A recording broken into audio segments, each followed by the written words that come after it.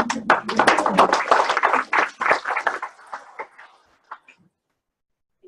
Wonderful. Thank you for coming out this evening, braving the winter and the snow. I heard you guys had snow here. A bunch of snow. Yeah, I come from the land of snow. We have a bunch of snow where I live, so I understand it. So we all will take a little vacation in the Middle East. We'll repack our bags and feel like we're us, sailing on the Sea of Galilee a little bit together. And we had quite a few of you who've actually been to Israel. So some of you know what I'm talking about, and the land and how much it enriches your understanding of the Bible. And changes your perspective on what the stories might be, ultimately the pictures that are behind them. And so what I want to do tonight, and this is the first part of 3 sessions. So I'm challenging you to brave the winter and come back tomorrow night and Saturday morning, and we are going to be reading the Bible with Rabbi Jesus. You guys all, some of you get that book. I'm not going to test you until the end, no, on the book, but I'm going to be giving you an overview of the main basic ideas in my book, and if you want to dig a little deeper, that's fine. That's actually, and you'll find out a little bit more about my goal of this book was to equip you with sharper tools to dig deeper into your scripture, to open up passages that and unlock some things that might be mysterious and difficult right now. Okay? The way I introduce myself and introduce my Jesus is I ask how many people have a picture like this or used to have a picture like this. Okay. Okay, not everybody, but I actually grew up with this picture in my home, and I inherited it, and it now hangs in my home of this Jesus who I love him and I resonate with him, partly because he really does kind of look a lot like me. Got the same kind of blonde highlights. It kind of looks like he went to the same hair salon I did. I mean, we love him. I'm not trying, I'm only slightly irreverent because, you know, this is a really precious image. It actually is one of the most iconic, well-known images in the history of humankind. And it was painted by Werner Salman, who lived in Chicago. He was half Finnish and half Swedish, I believe. And you can kind of tell because Jesus fits right in. I say it looks like Jesus maybe learned his carpentry working at an IKEA store. And he's got these beautiful blue eyes, kind of like mine. And he makes sense to me because he's familiar. He looks like me. He seems to be a part of my world. And I don't think that that's at all a problem. And yet, because we all need somebody to kind of bring him into our world. And yet, the question that I got fascinated with 20 or so years ago was, yeah, but what if we entered his world? How much does it change how we understand things? I think everybody on the planet has to start with where they're at. And I have been writing about Jesus's Jewishness for a very long time. I'm going to broaden out that some and share a few things more broadly, but ultimately what I am aiming to do is help you read your Bible more like you were a disciple, a first century disciple, one of the original audience on the scene, understanding what was happening right like they were at the time. And obviously I'm omniscient, but I think I've been learning enough cultural insights that I hope that I can equip you with a few new ways of looking at the scriptures, and will help you grow in your faith and your love for Christ and your desire to walk like a disciple and become a better follower of Christ. Okay? So that's my ultimate goal.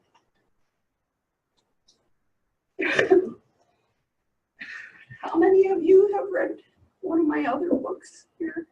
Some, not all of them. And the ones that I have been writing, I've written ones about understanding a little more about Hebrew language. I've written ones about being a disciple and what did Jesus expect of his disciples. I tend to write about Jesus's Jewish context. In this last book, a big chunk of what I started writing about was not just his Jewish context, but more about his Middle Eastern, non-Western context, more of the way he's foreign to us in general, and things that we're like, I don't understand because I'm not a part of that culture. That's actually the kind of the big picture that will hone down. And then on Saturday, my last talk, I'm going to come back to his Jewish context, and it's going to be very specific about that, but it's going to be a little bit part of this bigger picture of Jesus lived in a different world than ours, and what things do we need to know in order to understand how he approached life and the way he thought. Okay. I don't know if any of you ever have any problem reading your Bible and you sit there saying, I don't know, why are there concubines? I don't like concubines, you know. I don't like wars and slavery and, you know, or other, just all these struggles that we all have with understanding our scriptures. And I had a story from my life that seemed to shed light a little bit for me. This picture, which I hear was like Columbia. All your snow, we get more snow than you do, so I'm just kind of snickering at you. But back, I don't know, 30 years ago, when my nephew was just probably 4 or 5 years old, he came with his parents from his home in Atlanta to where I grew up in Iowa. He'd never seen snow in his life before. And so he just, oh, it's so wonderful, wonderful. I love the snow. But then, because he was a very smart little kid, he had to think about it. And so he came up to his grandfather and he said, so what do you do with the snow when you have to mow the lawn? Like, interesting. And what's interesting about that is it tells you how he projected his reality on this scene, and all of his expectations were overlaid, mixed together in a strange way, and then they came up with odd questions that don't quite make sense. But you can see that this actually is the way we sometimes have problems with our Bibles, is because we project our own reality on it, or we assume that our experience is universal.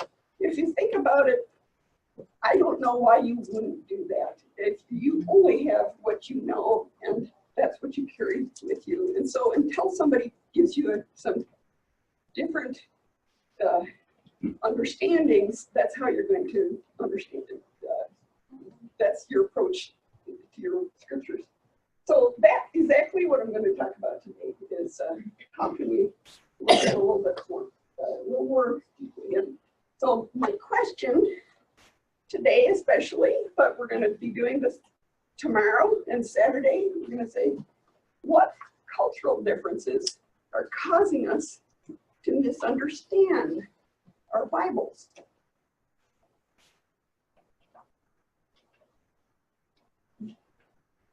By the end of my seminar, you're going to be surprised at how much you didn't realize might be overlaid by our might be causing us problems. Things like, you know, when you pick up the Gospels, where do you actually find the Gospel written in the Gospels? By the end, I'm going to show you right where it is, but it's presented differently than you probably have ever heard it, in a different cultural format. Another question that was a problem for me when I first started studying at a higher level about the Bible was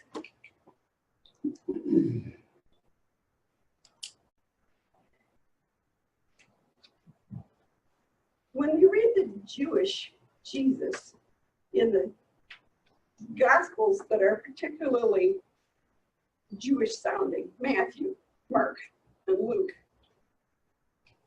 we don't hear Jesus speaking of himself in these exalted ways that you hear Paul and the rest of the Bible speaking about him. Did he really claim to be the Christ and the Son of God? That was actually the question that my professors in college were asking, and it made me crazy for several years. And it was actually when I started learning from this team of Jewish Christian scholars, they're saying, oh yes, he did, but he was doing it in a way that might be very surprising to people. But he's doing it very strongly and very subtly, and I'm going to talk about that on Saturday. That has been one of the most important things that I've ever learned. But you need to know his context in order to get some of his most important message. Don't worry, I'm not going to change your understanding. Ultimately, what I want to do is deepen your understanding. What I keep seeing is I'll ask some big, hard, difficult question, and then it takes me a little while, and I come back and find a wonderful answer if I'm honest enough to ask the question. So it's been very affirming. I sleep well at night because, like, yay. So, okay, that's what I want to share with you. So, I want to bring us into the thinking about cultural differences. And the way I can at least start out with is a story from when I was in Israel about 8, 9, 10 years ago. I was studying there for a couple months, and I was living in a suburb outside of Jerusalem, and I would take the bus in when I would want to go somewhere. Jerusalem is a very old, very crowded, and you can imagine the traffic there is awful. And so even the old people, the young people, the rich people, the poor people, everybody gets on the buses. And so it's just an incredible cross-section of humanity. You have these, these bearded rabbis with these, side curls, and you have these mothers with little strollers and small children, and it's just an amazing mass of people. So it's always a cultural experience. But one day I got an experience that just blew my mind. I was sitting there, you come in, you take a chair, everybody's filing in and filling it up, and everybody either shows their card or they plunk their shekel into the little change thing. And I come in and I sit down, everybody watches everybody else as they come through. You can see the person about 3 people back behind me, the older lady, she just didn't feel like pink. So she just walked right past, plugged herself down, a couple chairs back, and started looking out the window. And the whole bus fills up with people, and the bus driver saw it. I think everybody saw it.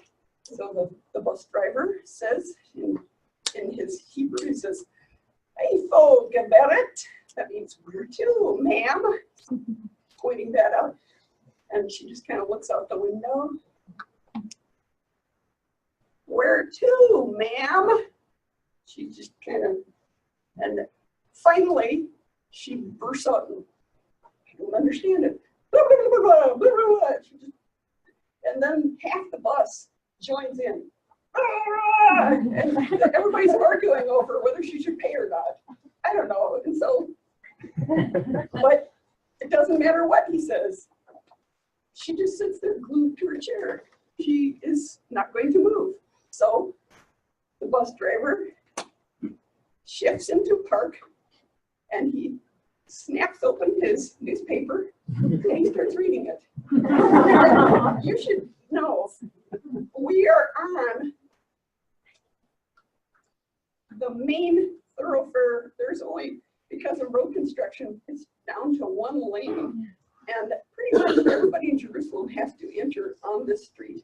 Half of Jerusalem has stopped for this woman who refuses. And what, to me, it blows my mind how obnoxious these people are. I just can't imagine this kind of pushiness. I grew up in Iowa. Half my relatives are from Minnesota, and they kind of joke about Minnesota nice. You would never, ever be obnoxious like this. You guys ever heard of chutzpah? Chutzpah, this is where you're pushy. Well, this woman had chutzpah, and the bus driver had chutzpah too. By the way, she finally got off. He won because he would refuse to go, and half of Jerusalem stopped, and finally she could not win. But nobody, you can't win by being nice there. That's how you do it. And so that blew my mind. And what it was an illustration for me was a difference in cultures between direct cultures that are very polite, like where I come from, and cultures that are very direct, where people just tell you their mind no matter what. So that's kind of just one little way that you can see cultures are different. You'd say, well, it's a minor thing. How can that help us? Actually, there are a whole lot of places in the Bible where when you know that kind of cultural difference, it helps you understand. So let's look at a few of them.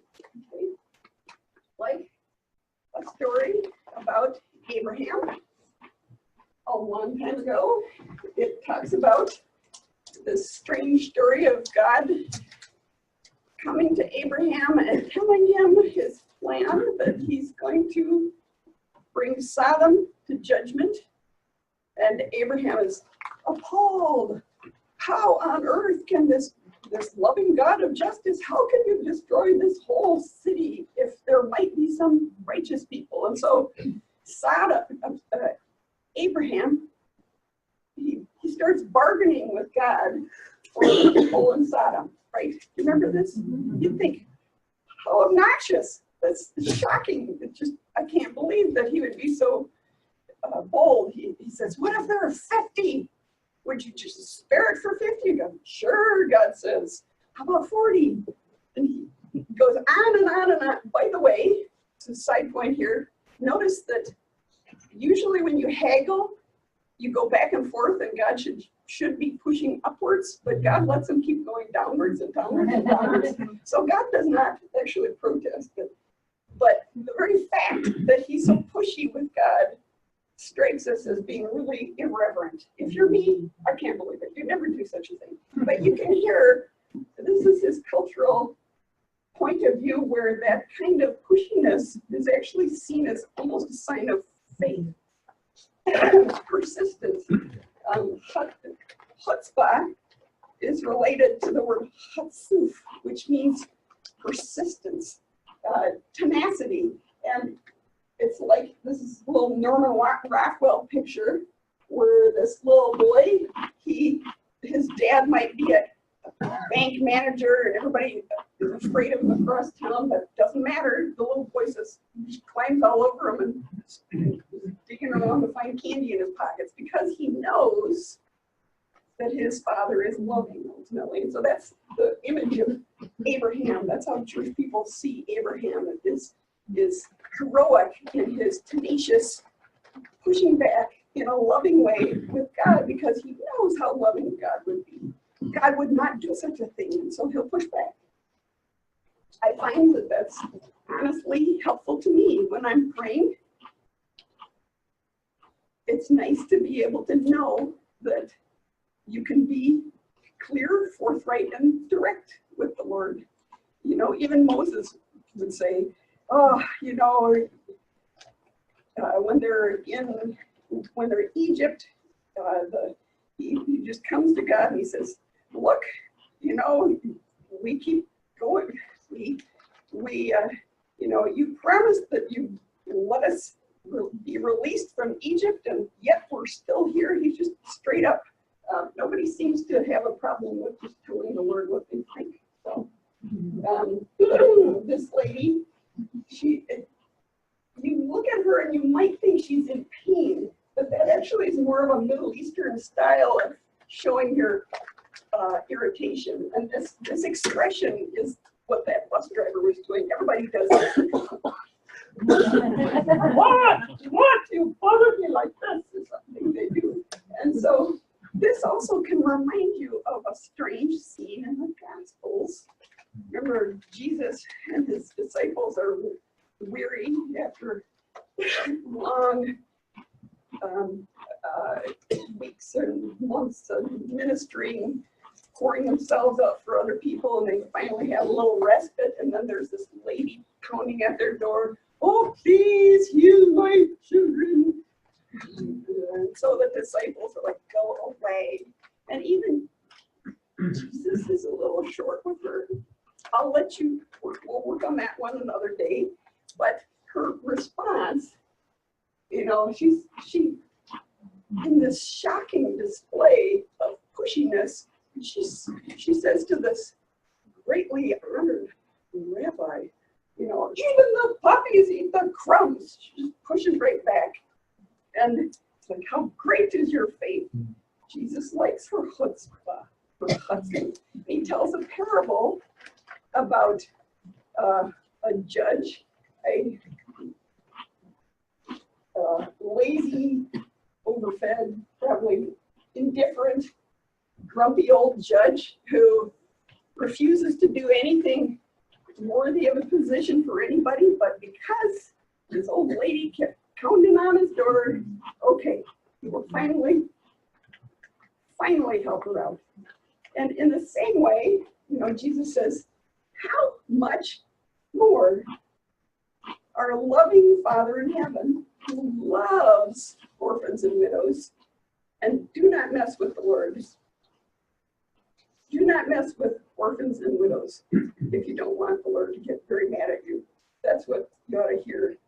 How much more is God not like the angry judge? And so how much more if we push on him with our prayers, our persistent prayers, will he not respond?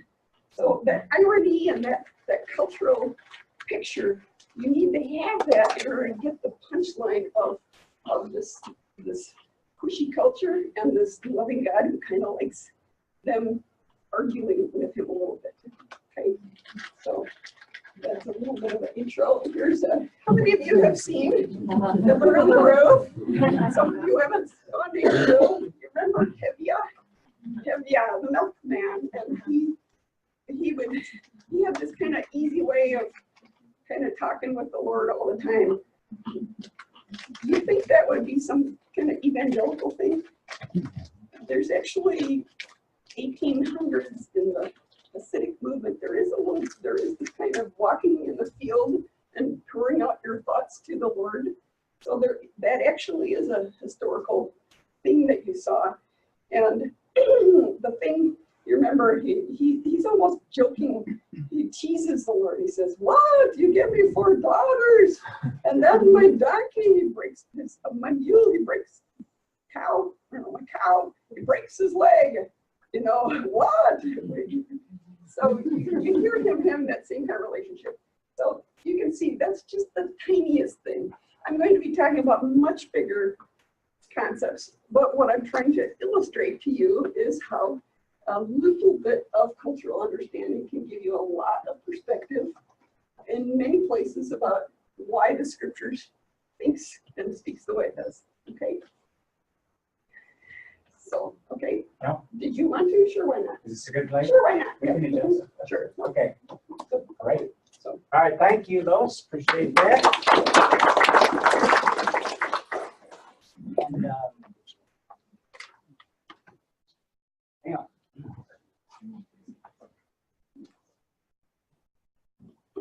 Your books have always been a part of my morning devotional time.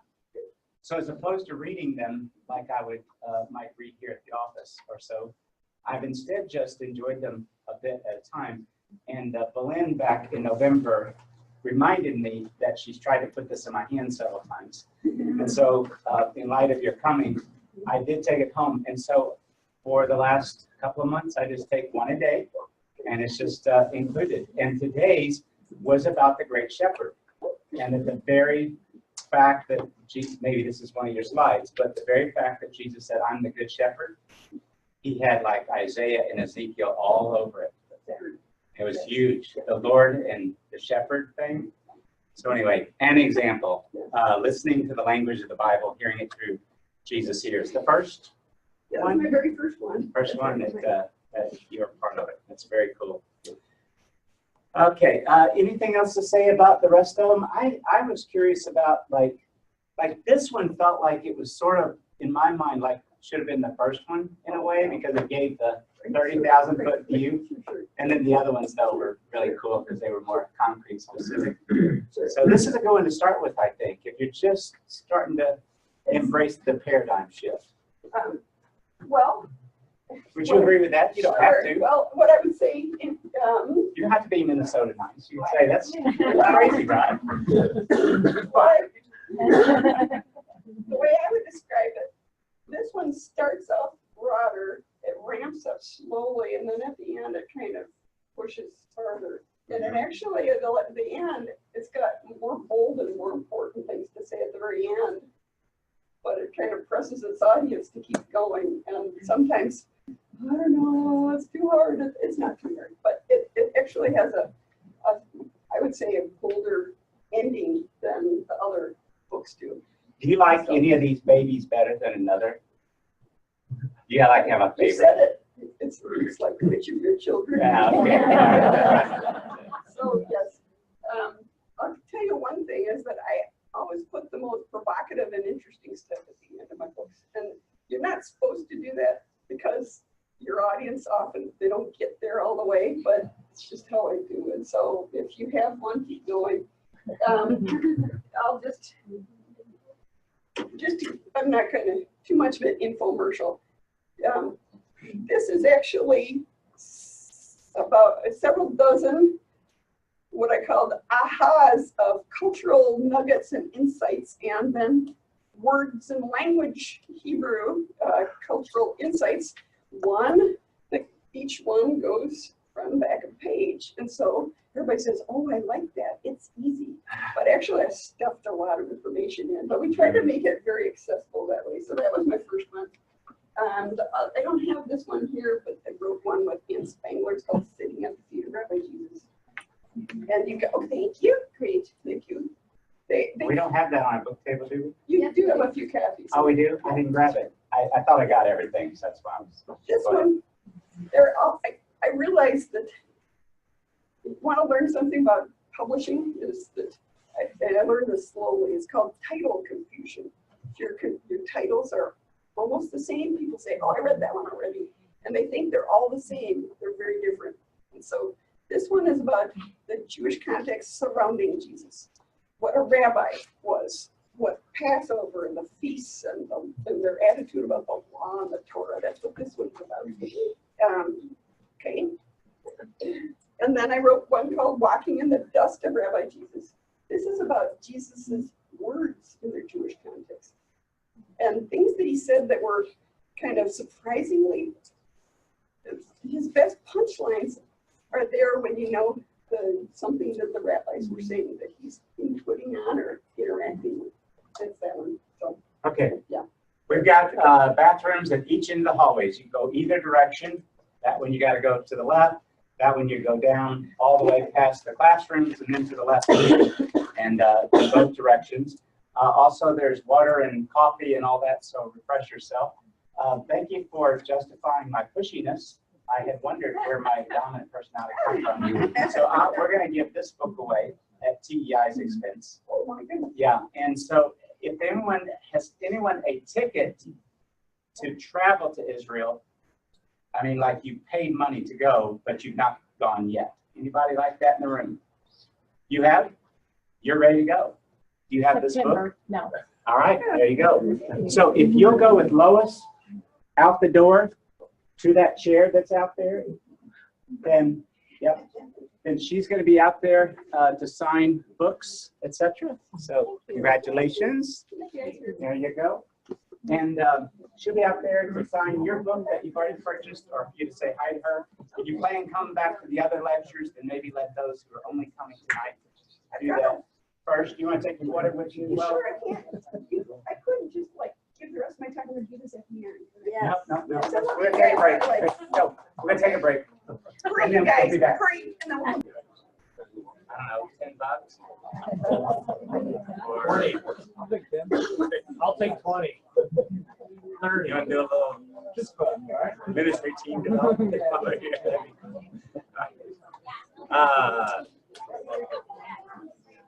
All right, Julie, will you, I'll let those folks come in and answer your one.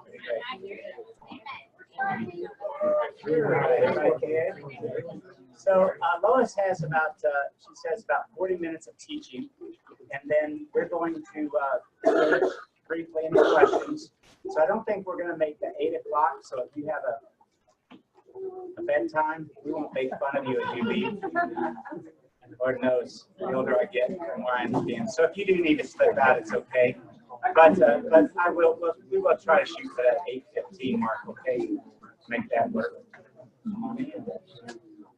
All right, everybody get something to drink? Can everybody hear okay? Anybody need to switch seats to get closer? I'm going to check tomorrow and see about hooking up a microphone. That would help Lois not having to check so much.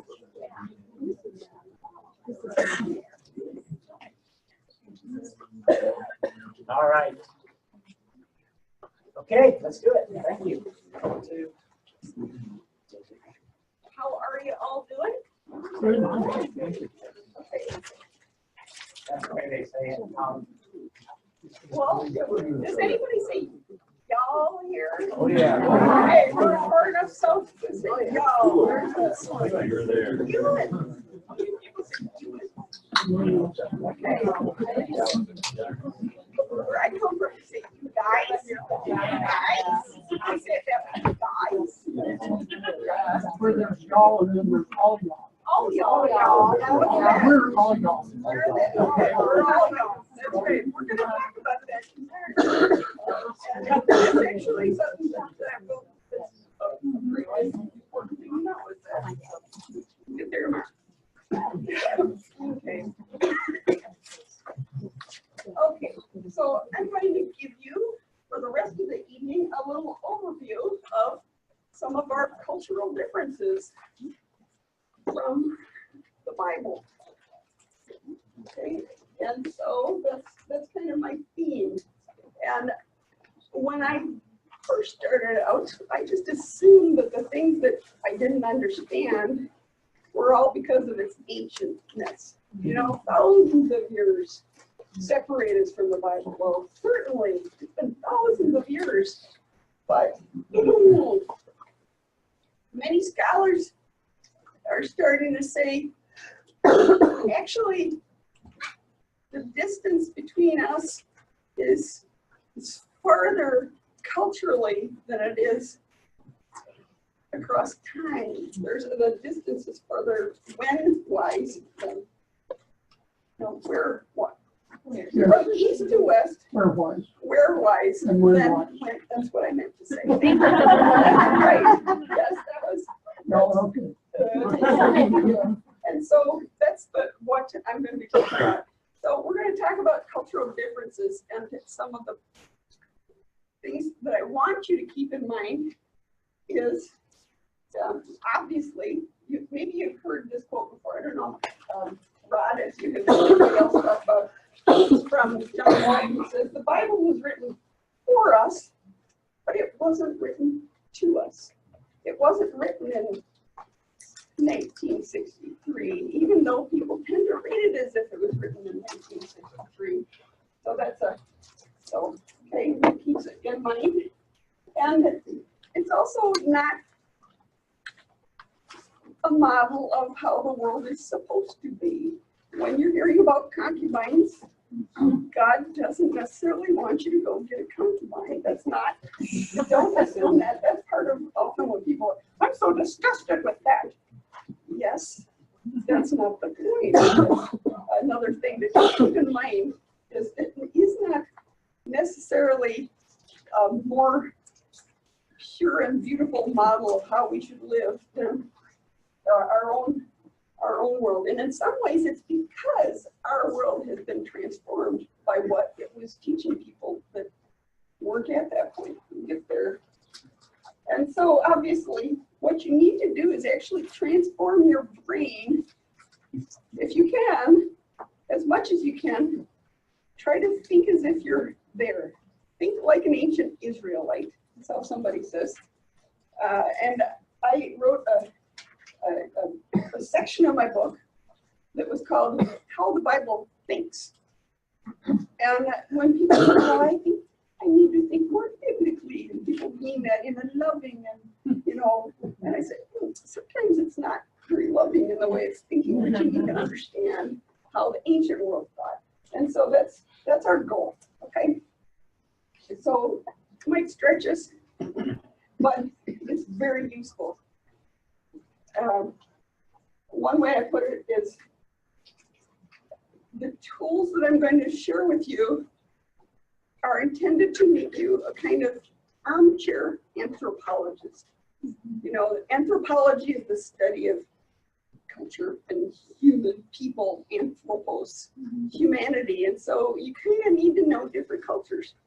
And sometimes the Lord can use egghead nerdy knowledge to bless you. That's kind of my point. People say, oh, it sounds dry and stuffy. Oh, it can be really important and very helpful. So I'm trying to transform you all into Bible nerds and nerds like myself. So, okay. One question, after you have been hearing me talk about how important the cultural context is for the Bible, is if you're like me, it might make you kind of worried.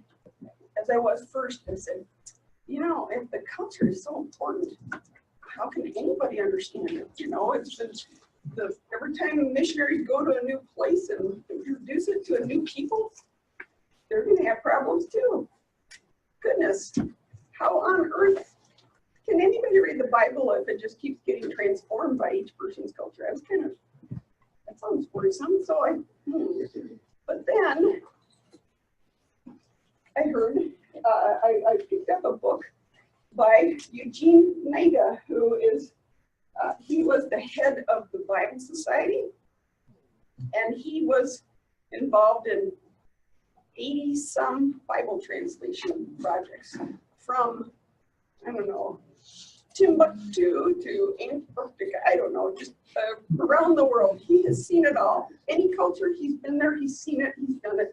And somebody asked him, how on earth can you translate the Bible culturally from one place to another? And isn't this a big problem?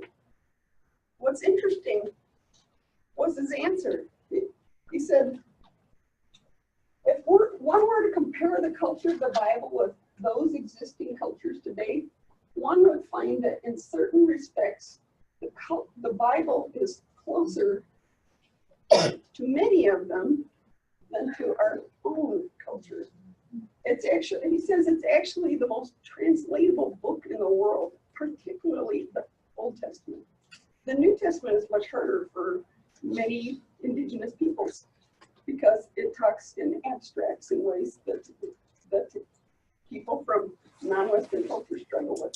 So I have been fascinated with this, and I've been asking myself, well, what is the difference between how our world thinks and the rest of it? It sounds like a huge question, but I have to share with you a study that I found that has been absolutely it's become kind of my centerpiece of this book. And It was 2010. Okay, that is only 9 years ago. There was a paper published by psychologists who thought about the fact that all of the psychology textbooks had been written based on research that was done at universities around the world. Okay, mostly in Europe and America, where you college students, you do some experiment, they work on it, and you get a result, and then you write that result up and you say, this describes all humanity. And the professor said, you know, we didn't ever ask anybody that wasn't a Western college student. Maybe we ought to test these studies that we've done and understand better what other people would say. And what they found was that in many ways, some ways no, so in many ways they're very representative. In some ways there were certain things that made European and American college students and professors and Americans as a whole outliers. At the very, in some ways they were quite different than other people. And so they kind of narrowed down these traits, and then they came up with an acronym for this. It's called WEIRD. These are students that tend to be a little weird compared to other people, okay?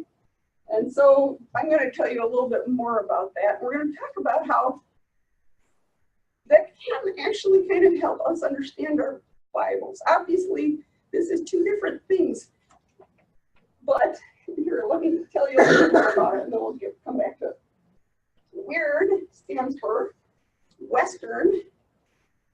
Some of you might not understand that reference. We're talking about Western Hemisphere. We're talking about Europe and America and technological modern culture, okay? Educated people who are at the high end of the knowledge, realms of knowledge, okay? University. They are industrialized. What does that mean? We'll get to there. That is more about that they are part of a modern economy. We'll get to it in a little bit. They tend to be rich, or at least better than well off, and they live in democratic societies. I'm going to come back to these. That's just your little intro. And you say, well, why would those traits have anything to do with how we read the Bible? Well, the way I look at it is, it's kind of like if here's our culture, here's the rest of the world. It's like our boat is kind of floating away and slowly moving away from the way the rest of the world thinks. You know, just like you was saying, everybody over is there, and we just keep getting farther and farther over here. Then, if the Bible is written mainly for that group, we're going to just keep floating away. You're going to see that, oh, I think that there are places where our culture is moving farther and farther and farther away from the default way that the rest of the world tends to think about things. I realize that's the big picture, but I'll show you where it's helpful, okay? Okay, and so you've gotten the sense, we're talking about America, Europe, Australia, modern areas. Sometimes people talk about the global south now when they're, because we're in South America and Africa and China, in Asia, those are anywhere there's indigenous people, those are the people that are not the West. You can call them Eastern. I tend not to use the word Eastern, Western versus Eastern. Sometimes people make that statement, but you're talking about the way people who are not like Americans tend to think. And even, Native Americans, that's the non-Western, that's the rest of the world, just to give you a sense of what I'm talking about here. Okay. And, okay, Western, we're going to talk about this tomorrow some more. And we're talking about a apologize for bringing you guys back to ancient civilization class, but we're talking about the ancient Greeks who taught us how to be philosophers and approach life very differently, and how it completely changes how you think and speak, and how it makes a completely different way of thinking about the world. It's us and our science and our technology. I don't think Brett mentioned that actually before I went into graduate school in biology, my undergrad major was in physics. So I kind of like science. So I'm not speaking to you as a person who doesn't like science, but I'm going to point out ways that it kind of separates us and makes it hard for us to understand our Bibles. And ultimately, the point of it, the expectation of it, is that human reason is ultimate, and that until something accords with human reason, it must be discarded. The thing that will always win the day is human reason. And of course, we've got apologetics. I hear a lot of great things that are very much accorded with the Western perspective, and that's the way we think, and so that's our native language. But I'm going to try to help you tomorrow to make a bridge between how the Bible thinks, and in very profound ways, clever ways, in a very different way. And people say, how could that be? It's impossible. It's impossible. I'm going to tell you more about tomorrow. I'll just save that for right now. Obviously, I'm going through the letters of the weird word. We come from a Western educational perspective where we're used to sitting here like this with talking heads in front of us. It is impersonal. I don't know each one of you personally. I'd love to. If you would have been in the first century, a few students would walk with a rabbi and learn from him and love him, and he would scold you and say, no, you do not do this, and we talk deeply about things. And the knowledge and the thinking, the teaching is transferred maybe from your parents or your grandparents who are teaching about your family, but it's very personal in the ancient world, whereas now knowledge is impersonal. Facts and formulas, it's boiled down into textbooks. That's our world, okay? That's as opposed to much of the world, even now, tends to focus on religious education. I think when I first started learning about the amount of religious learning that, especially among Jews, I thought, oh, that sounds extreme. It's just extreme. And I learned that actually it's really more our secular, modern Western world that has dropped out all of the religious education that was normal and central as part of how to define life. So that's our shift. And even now, around the world, people know a lot more about their scriptures or their religion than Americans and Westerners tend to do, okay? This is my computer right here. Oops. And if you live in an industrialized world, I bet, how many of you sit there at laptops all day long? Okay, not all of you. Okay, one. I'm surprised not all of you. I just thought I knew. My world is everybody's world. See, there's a cultural disconnect. Because of our modern perspective, we tend not to catch the things that just really would have resonated with the agricultural world, the world where you were absolutely dependent on your harvest. You were where you're going to live or you're going to die by whether that next rain comes. That's, I told you I grew up in Iowa. You ever heard of $1 million rain? You ever heard of that? That's why it just goes months and months, and the fields are they're just on the edge where they might be okay, they might die. And it's right then that if the rain, bam, it finally comes, it's like, wow, it's like night and day. It's called $1 Million Rain. And people just jump for joy.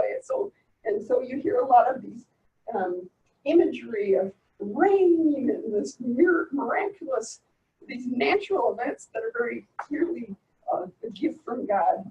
That kind of thing, these parables that Jesus says about fishermen and farmers, those things just resonate in the depths of your heart when that is your world. But if your world is computer laptops, those do not work. They just don't work for you, obviously. So we're going to think more about what does it mean to be a farmer, not in this series, but a lot to learn. Side note, I've just put it down among your list of stuff to do is you make yourself curious. So let's see, how many of you do any farming? Yeah. Okay. How many of you know people who do farming? There you go. What you do is you start talking to your farming friends about their stories. Or you start talking to your grandparents about their stories about life. And you say, well, why that's not going to teach me about my Bible. Sometimes you get lots of little insights and nuggets that you say, yeah, of course I'm not going to, they may not be definitive, but sometimes a curious mind can take you a long ways just to learn about what it's like when you're dependent upon your harvest to even survive. Okay, it really is. Okay. Okay, this is my little house in Holland, Michigan. I've lived there for 20 years. I'm single, never married. So I love my house. And I've got that under the word rich. And so you say, well, you don't look too rich, Lois. Pretty modest little house there. But I have some very good friends. They're pastors that from Uganda originally, and they came to my town to study at the seminary. The way we met them was actually that we decided to do a Bible study, a Torah study. That's a very traditional way of, how many of you have ever heard of such a thing, done such a thing? Not too many. Where you, believe it or not, you read through the Torah once every year. I've been doing this a few times. That's traditional. That's the way Jewish people have done for thousands of years. That sounds kind of awful.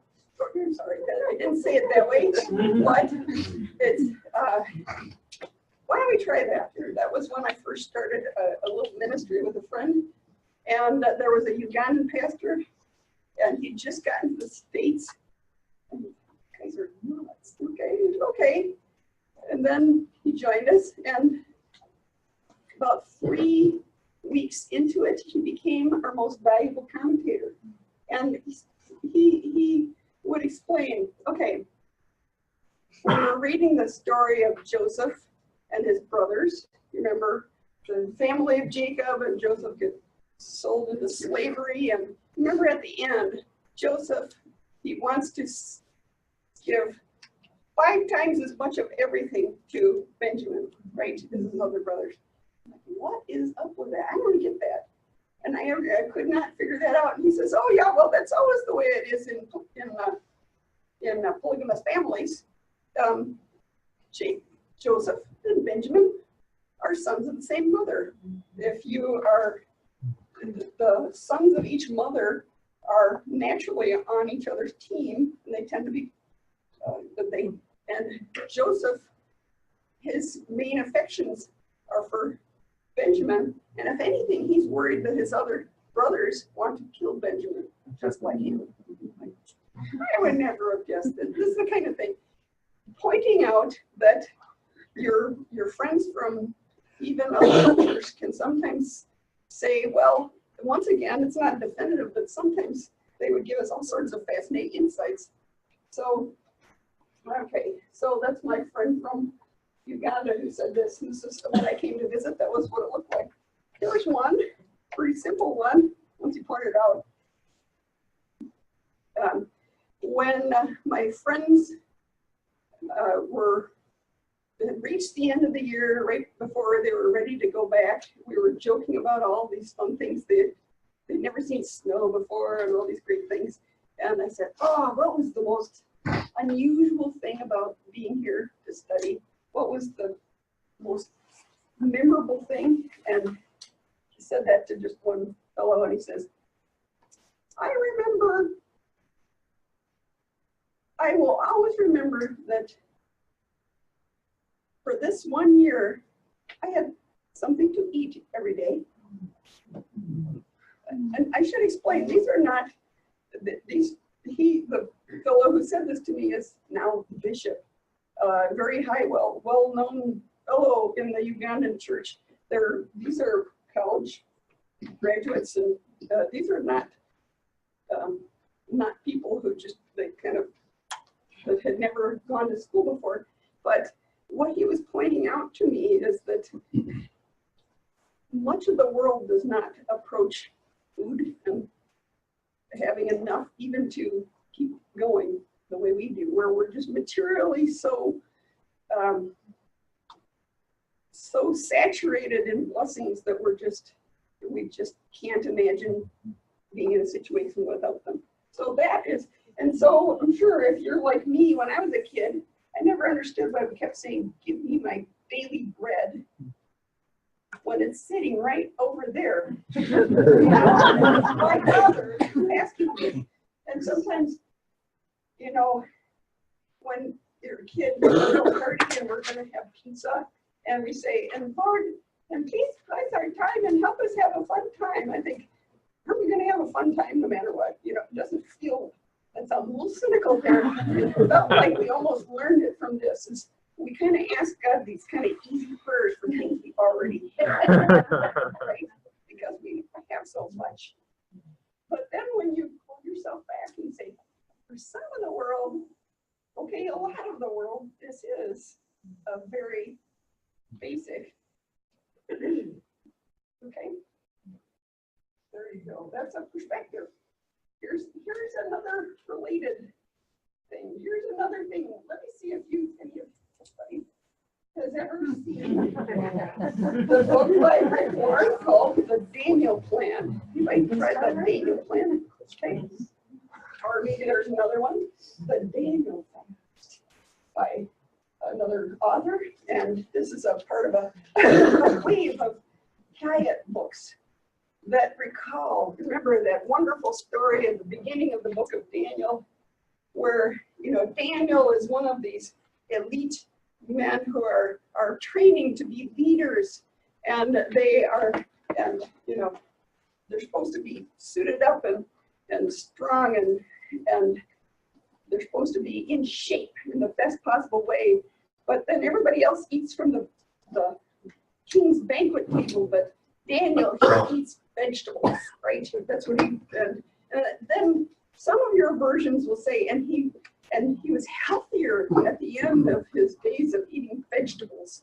And we all say, wow, that's wonderful. I'm going to eat vegetables so that I can diet and lose weight and be more trim, because that was what Daniel was doing. Oh no, that's wrong. That is upside down and backwards. Because if you read in more literal versions, it actually says after 10 days they were fatter in flesh. And part of the reason is because the word bara, or when you say labriut to your health, bara actually means fat. It's the same verb, or it's the same lexeme. And the reason why is because in ancient times, people didn't worry about being too skinny. Being too fat, they worried about being too skinny. That's the whole point. The point was actually that if Daniel wanted to bulk up and become a strong person, you'd think that he would have to eat from these sacrifices that were offered from idols. But he said, no, I'm going to be true to my God. I'm not going to eat of these idolatrous banquets. I'm going to eat only vegetables, and the Lord makes him fat anyhow. Isn't that wonderful? It's so wonderful. That explains a lot. That explains a lot. It relates to another story. You keep hearing these from my Ugandan friends. I'm getting stories from elsewhere, but you're actually, this was a pastor friend of mine who went, and he with a group had joined women's fellowship in the evening, and they were all sitting around, and the tradition there of giving your testimony. The Lord has given a wonderful thing in your life to give a testimony. And so these ladies, so one woman stood up and, her life had been, full of tribulations. And her children, it was so hard. Life was hard. Her fields, the crops did not grow, and she had many money problems, and she had many illnesses and weaknesses, but the Lord had answered each prayer, every one in turn. And at the end, as she's giving her testimony, her voice crescendos, and she says, "And the Lord has made me fat." And she pats her stomach, because that is the ultimate of blessings in Uganda, is you actually want to be fat. And I told this to one of my pastor friends, his wife goes, she says, "Of course. Doesn't anybody know that? Of course." So when she looks herself in the mirror, she's like, she wishes her arms could get a little bit wider. And I found that very interesting. You just would not know until I pointed it out. Yes, why wouldn't you think like that? And so that's, and even 50 years ago, I think this was from the 1940s, I don't know, maybe even during World War II or afterwards, there's these ads that says, don't be a scarecrow on the beach. Make your simple mistake and get 5 extra pounds this week. So it's not just Africa. I'm thinking it's only Africa where people feel like that. No, a few decades ago, people felt like this. I like the fact that she's wearing high heels on the beach. Sure.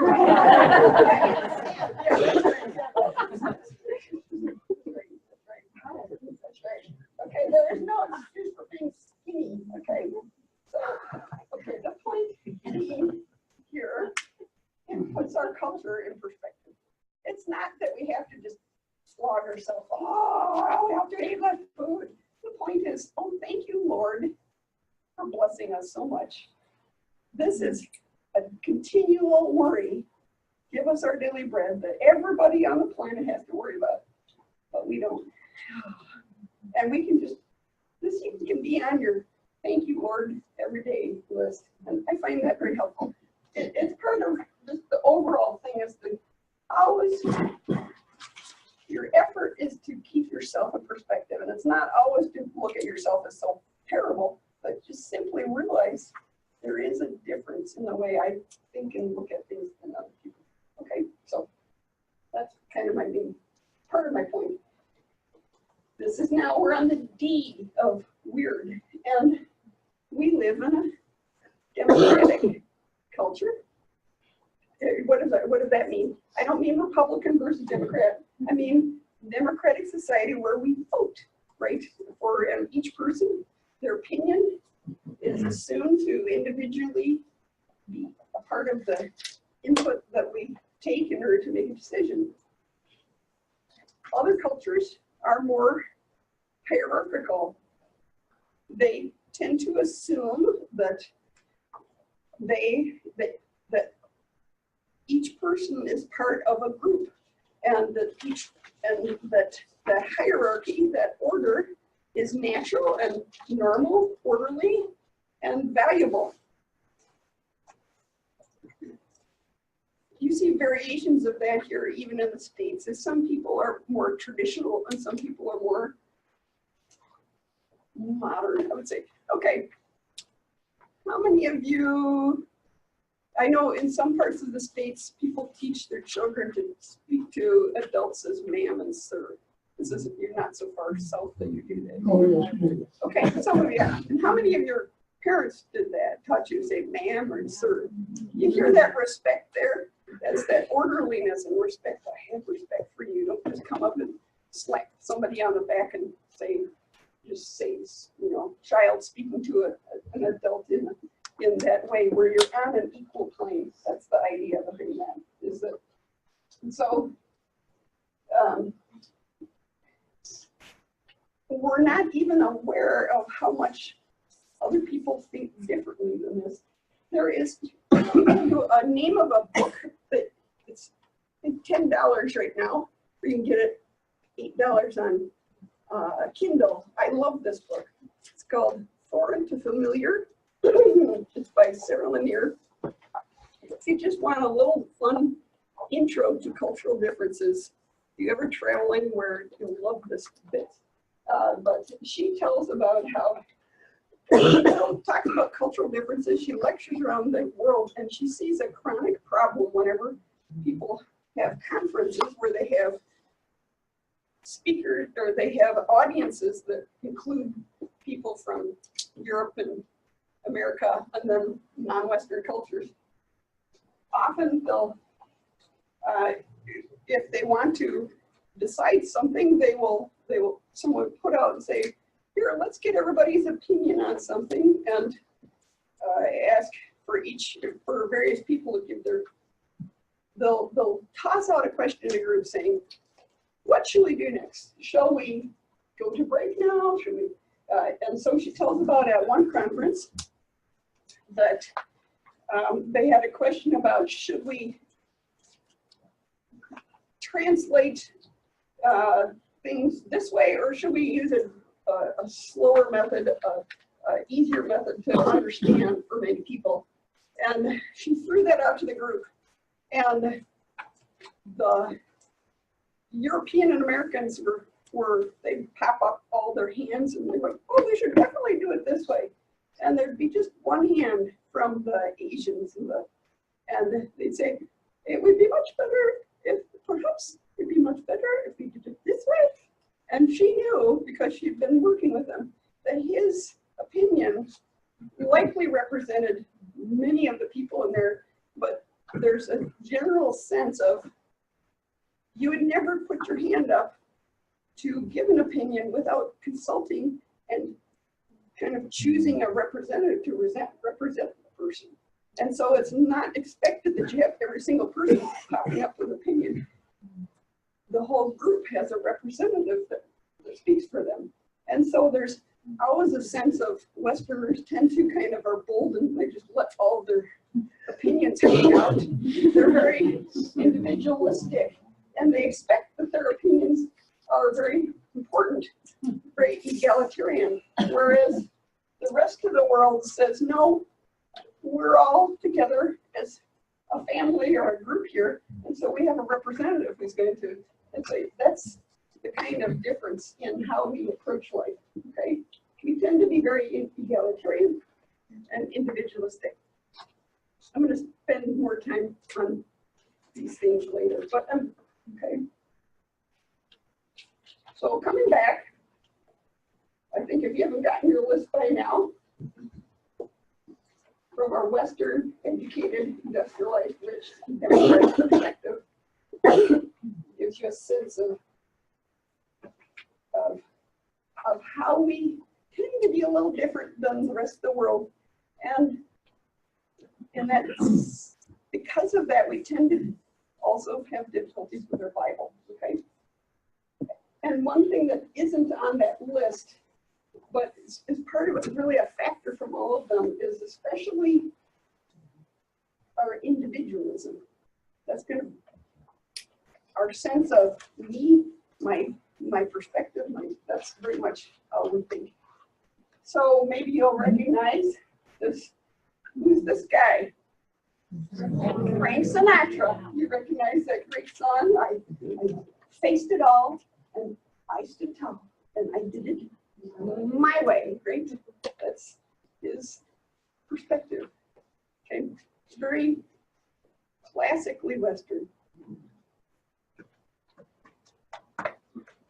When kids are growing up in your family, you say, you know, when you get old and mature, well, know you're mature when you cut the purse strings, when you leave home. That's how we expect people to grow to maturity, because you want to maintain, you want to express your individualism. That's really not the way most people think. It's a thing that we think more than others do, okay? And This is my last part of this talk, is it kind of can goof up how we understand our Bibles. And you can see the extremes of this in one version of a Bible that I did buy a copy of.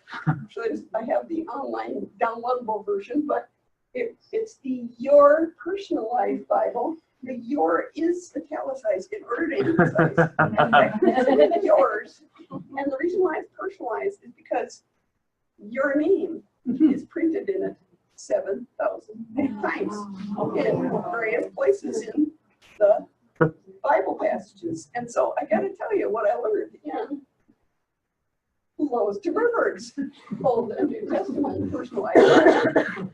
This is what I learned. Wait, take notes here. I bet you did not know.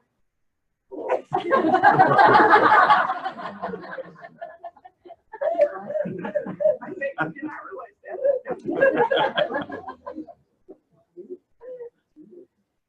But yet, Lois, like a sheep was gone astray, Lois has turned her own way, and the Lord has laid on him Lois's iniquity. Okay, I see the. You see the point and the purpose. It very much makes it very personal. One of my friends said, I love it. I want one. I need one.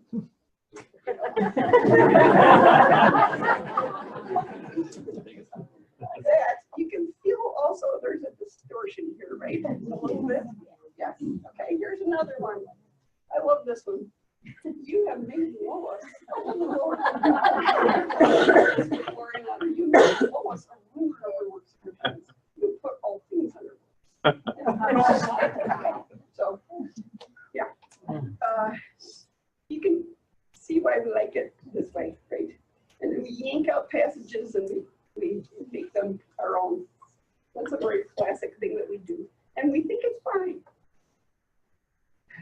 Okay, and this is what I would say. It's like, you recognize this? This guy is taking a selfie. And it's like we're taking selfies only with the Bible in the background. That's kind of what we're doing.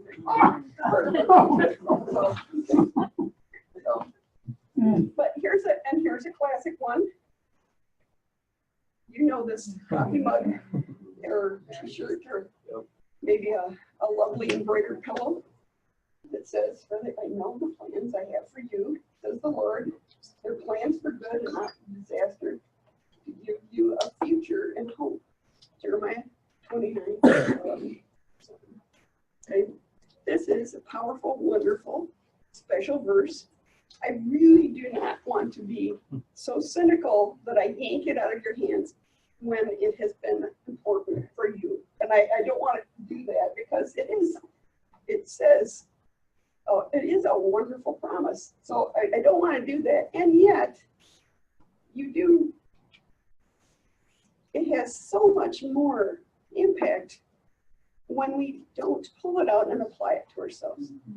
And let me just explain what I'm talking about. When you go back and you read that verse in its original setting, it's not just to a middle-class American who wants to, the Lord is speaking to the Israelites after the Babylonians have invaded their land, ripped apart torn down their homes and set their city aflame and destroyed their whole society and dragging people off in chains. And it's like, there is no hope. Our whole world is being destroyed. God's temple has been destroyed. What reason do we have to go on? Imagine just this crushing reality that it's just mind-boggling. I can't imagine how horrible it is to be one of those people, to be hauled off in chains to Babylon and sitting there, I don't know, and the Lord, he says, hello, I know the plans I have for you, to give you to prosper you and give you a future. It is just mind-bogglingly, mind-stoppingly earth-shattering. When you imagine it in its original setting, when you empathize with those people, you can imagine they're at the lowest point of their lives, and the Lord said, no, even this, I will change this and use this for your good, your benefit. And at that point, it adds such a power to this verse when you understand it back in its original context, where you use your brain to empathize with those people back then, and you can imagine the Lord speaking to them. And yet, it is fine to apply it to yourself. You've learned about the love and the character of God. You know that you have joined God's people. And so you can say, I know that this Lord, if he did it for them, I bet, and maybe he opens it up and he says, I mean it for you too. That's fine. And yet you need to first love those people and not just only apply it to yourself. So I'm going to bring it together. This is kind of my take home, and especially for this story, but for all of these things, obviously you need to remember the original listeners as well as you can. Develop a curiosity for how they thought, how they lived, what the issues were to them. Care about what they cared about. And remember that as much as he loves you and your children and your family, he actually loved those ancient people, Abraham and Isaac and Jacob and all these strange names that you can't even pronounce. Maher Shalal Hashbaz, that's the strangest name in the Bible. All these odd, strange names you don't understand, and he loved every single one of them. He cared about them. He talked this strange language to them. And so you need to empathize with them, okay? That's obvious. And ultimately, once you've kind of carried their burdens, then you're welcome to include yourself. But you think of yourself as part of a bigger people, rather than pulling things out and applying them to yourself. If you think of the moment in Jesus' life when he's at the banquet and he's seated and he sits down and he shares a teaching where he says, when you're invited to someone's place, do not take the seat at the center of the top position, the honored position.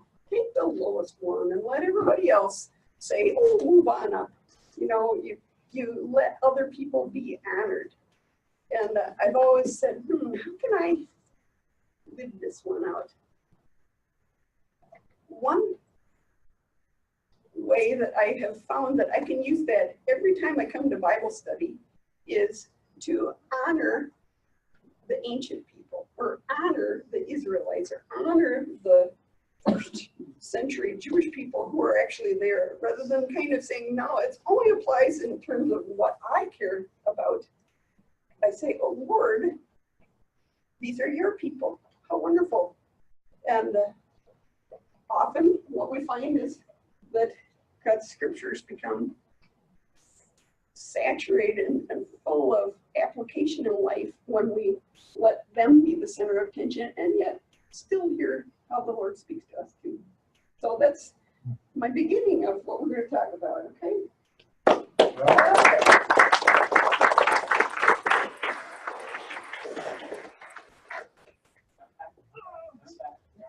You need a chair. We can get you a chair. Okay.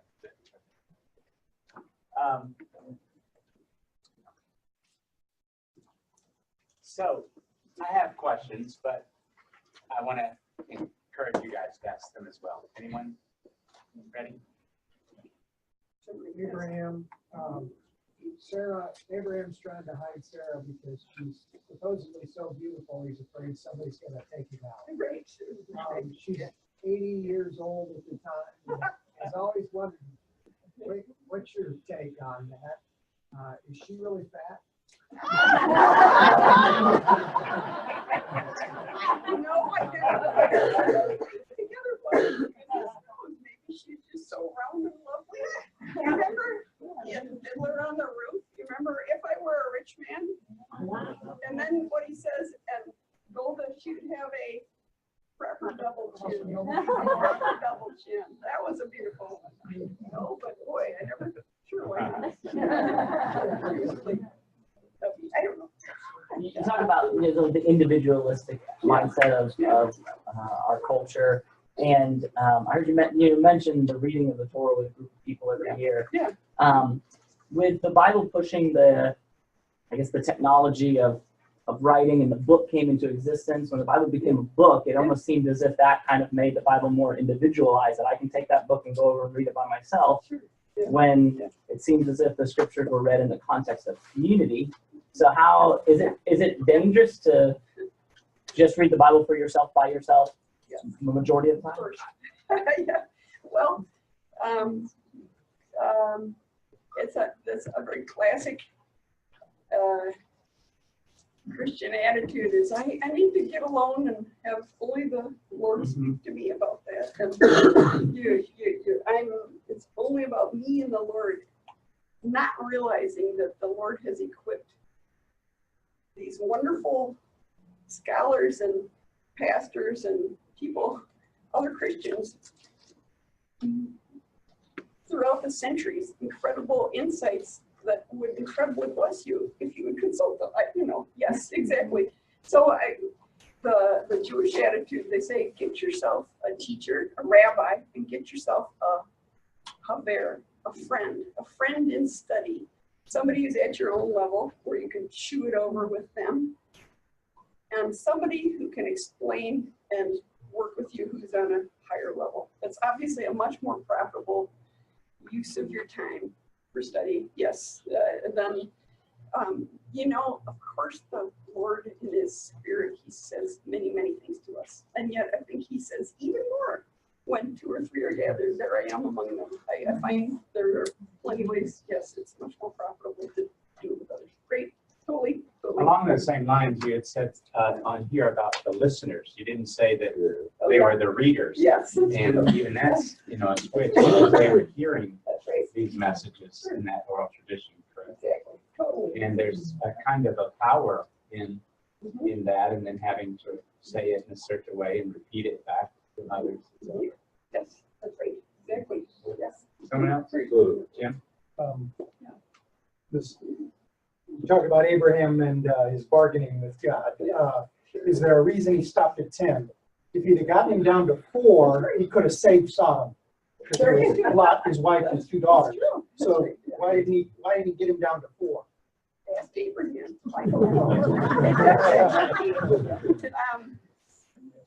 What it does, I will switch to Westernism, where we talk about, if God is omniscient, He knows all things, if He's omnipotent and He can do anything, why doesn't He rid the world of evil? And those first few chapters are actually incredibly potent theology written in a way that the ancient world can understand them. Where if the Lord in Genesis 6, the world is so full of evil, it grieves Him to the heart, and so it means that if the Lord is omnipotent and omniscient, every single person on the planet will come to judgment. It's not a matter of only them, it's everybody. And so, He does that in Noah's time, and then he promises to never do that again.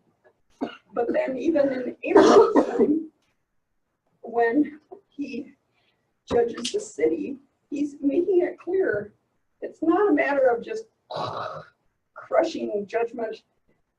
He's letting Abraham point out the fact He has examined every heart, and there's nothing there that would redeem those people. He is careful about what He's talking about. I find that sometimes we miss some of the most important theology because we're stuck on other questions. So, yeah. Yes, last one. One of the things that my wife and I have been reading recently is that when God is talking about the sacrifices that the priest is supposed to make, and specifically in Leviticus, he says not only will you be redeemed individually, whoever the sacrifices be made for, but people will be redeemed and the land will be redeemed. And he talks about the fact that the Canaanites were so vile in their behavior that the land is going to vomit them out. That's right. That's right. And he says that if Israel commits those same sins, the land will vomit them out. Yeah, I was like, love that imagery. I get a kick out of something that's graphic. Just the way it just kind of puts it. Yes, but yes, you're right. That there. One thing I thought was fascinating that I found in the insights I like that are kind of fun are ones that are ahas that teach me about the Bible that come from not Christian sources. And I told you about this weird thing, which is psychologists saying, oh, we seem to not know anything about the rest of the world. But then another one, there have been, I think it's Steven Pinker. He's a linguist. He writes about the language. He writes about the ancient world. One of the things that has been classically assumed about the ancient world was that back in ancient times, the world was, everybody ate berries and hugged each other and lived at peace. And then it was during the Industrial Revolution that we really went downhill, and then we became colonialists and destroyed everybody. And that the ancient world was a much more peaceful and harmonious society than we are now. And that was the understanding of the historians. But then they started to study the archaeological record and the material remains from various places. And then they started doing statistics as they went through, and they said, no, actually, human conflict and murder and destruction of life has been much higher in the ancient world. There would be tribal battles all the time, and when you look at it, you about 1 in 6 humans met their death in a violent way. Mostly men, because they were the ones going out to war, but women, of course, they were dying in childbirth. So when you actually hear about God being so horrified at what the world was like that it grieved him, it's like, that's the world that actually existed. And I found that really fascinating. So, yeah.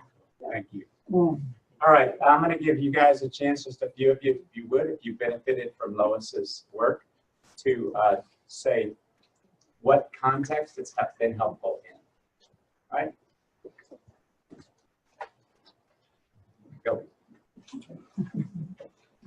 Your book on the dust, you talked about judging, giving a good judgment, and that helped me understand that passage that do not judge. Positive intentions. Can I? Yeah. You had asked earlier, which is your favorite book? Mm-hmm. There's the books that I would actually wish that more people, yes, people can't read other books, they just don't feel like. The one that I think will change your life most is this one, because it's talking about basic issues about how to be a disciple. And there's a chapter that's called She's reading from Walking in the Dust. Walking in the Dust.